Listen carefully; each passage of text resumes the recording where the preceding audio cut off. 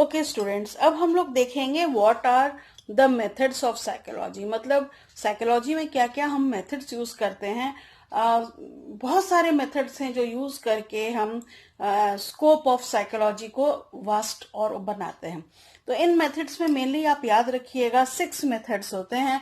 First is introspection, then observation, differential और survey method, clinical और case study method, development और genetic method, और ये longitudinal method, cross sectional method और को रिलेशनल मेथड टाइप होते हैं इनके। और लास्ट है एक्सपेरिमेंटल मेथड। चलिए देखते हैं सारे। तो फर्स्ट है आपका इंट्रोस्पेक्शन मेथड। इंट्रोस्पेक्शन मेथड क्या होता है कि subject carefully examines and reports his her own thoughts feelings after the stimulus is presented to him or her। एक जो इंडिविजुअल है, जो सब्जेक्ट है, वो खुद अपनी बातें, खुद अपनी फीलिंग्स को बताता है। एडवांटेजेस क्या है? Some mental processes can be known by this method only, easy to use and can be used anywhere and no apparatus is required। Disadvantages क्या है कि subjectivity in reporting the mental process, unscientific and unreliable, क्योंकि कोई कुछ भी बोल सकता है। Mental process can be change too, so it can not study unconscious. जो अनकॉन्शियस में जो ड्रीम्स वगैरह हैं, उसको अनकॉन्शियस को बहुत अच्छे से नहीं समझ पा सकते हैं। And it can not be studied by children, mentally retarded, mentally ill और with individuals having language problem. तो ये मेन डिसएडवांटेज इसका यही है। No observation method. Observation method के कई टाइप्स होते हैं, नेचुरलिस्टिक एंड आर्टिफिशियल। मतलब नेचुरल इन्वायरमेंट में, आर्टिफिशियल इन्वायरमेंट में ऑब्जर्वेशन करना सब्जेक्ट को, या पार्टिसिपेंट एंड नॉन पार्टिसिपेंट। मतलब जैसे टीचर्स होते हैं, वो इन्वॉल्व हो सकते हैं बच्चों के साथ, पार्टिसिपेट कर सकते हैं एक्टिविटीज में, और फिर उनको ऑब्जर्व कर सकते हैं। नॉन पार्टिसिपेंट टू, मतलब बच्चों को खेलते हुए देख सकते हैं या बाहर से आप देख सकते हैं। प्लान्ड एंड अनप्लान्ड दोनों तरीके से हो सकता है, और डायरेक्ट और इनडायरेक्ट, ये तो टाइप्स हो गए ऑब्जर्वेशन के। उसके बाद आप आ जाइए एडवांटेजेस। एडवांटेजेस में है कि best to study group instruction and social behaviour और children behaviour.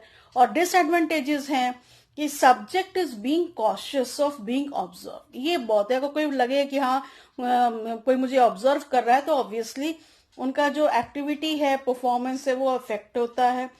And only outward behaviour can be seen and subjectivity in interpretation, miss interpretation of behaviour can be possible.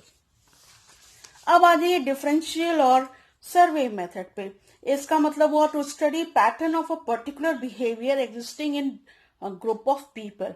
Advantages क्या है? If the sample is very wide the results are reliable. ज्यादा sample लेंगे तो obviously reliable होगा। Permits comparison of individual differences, quick and economical method of collecting data.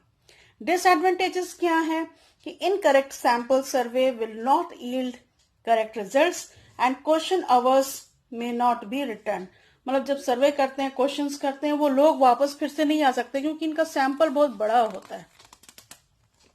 Okay, तो next है clinical और case study method. ये जो है single person is observed usually to diagnose and treat many kinds of physical and behavioural disorders. Advantages क्या है? It gives a detail and exhaustive picture of individual used in diagnosis, so therapy can be suggested।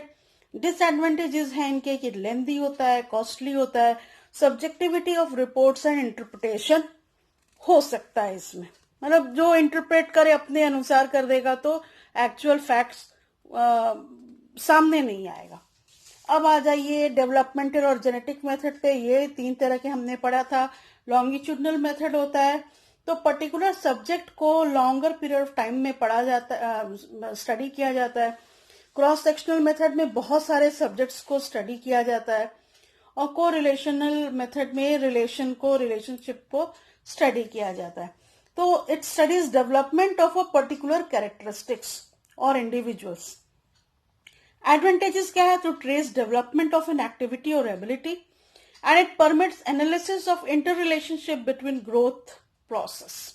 Disadvantages है कि it permits analysis of lengthy process है, possibility of subject loss हो सकता है, and conclusion drawn may not be applicable in the present time, क्योंकि long process चला आ रहा है, तो पहले जब शुरू किया वो प्रॉब्लम था, मे बी अब वो प्रॉब्लम नहीं हो, है ना। तो ये सब चीजें होती हैं। और अब बाजी last experimental method, and it involve systematic manipulation of individuals.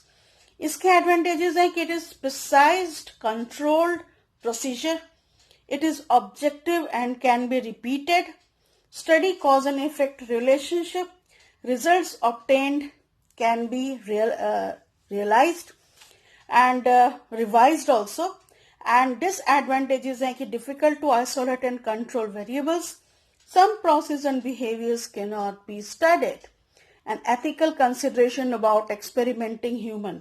अब आप परमिशन लो, इधर उधर करो, क्योंकि ह्यूमन बीइंग्स जो है कोई ऑब्जेक्ट नहीं है कि आप एक्सपेरिमेंट कर पाए। तो ये जो चीजें हैंड रिटन नोट्स मैंने इसलिए मैं प्रेफर करती हूँ कि आपको रिवाइज करने में सुविधा हो। ऐसे तो हर चीज अवेलेबल है नेट पे और बुक्स में, लेकिन हैंड रिटन नोट्स से जब आप बनाते हैं ऑब्वियसली याद करने में अच्छा होता है। फिर मिलते हैं नेक्स्ट टाइम। Thank you.